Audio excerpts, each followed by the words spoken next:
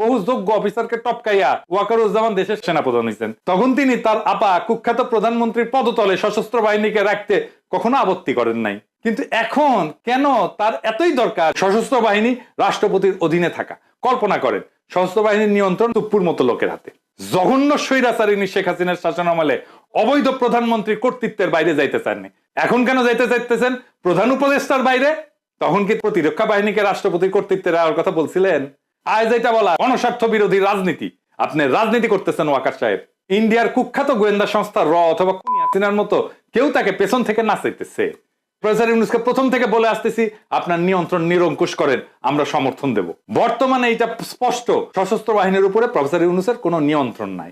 Professor Yunus সেনাবাহিনীর এই দুর্বৃত্তগুলা ইচ্ছা অনুসারে দেশ চালাইতেছে। বিএনপি, জামাত, বৈষম্য বিরোধী ছাত্র আন্দোলন সহ গণ অভ্যুত্থানে অংশগ্রহণকারী সকল দল, সংস্থা এবং পক্ষকে এই নতুন বাস্তবতা কিন্তু বুঝতে হবে এবং এর বিরুদ্ধে ঐক্যবদ্ধভাবে রুখে দাঁড়াইতে হবে। আর তা না করতে পারলে ভিন্ন রূপে ডেলে সাজানো ফ্যাসিবাদের নবছায়া গণতন্ত্র শূন্যতা, অধিকারহীনতার মধ্যে ইন্ডিয়ার কর্তৃত্বের অধীনে বসবাস করতে হবে। আমি বলে রাখলাম, লিখে রাখতে পারেন।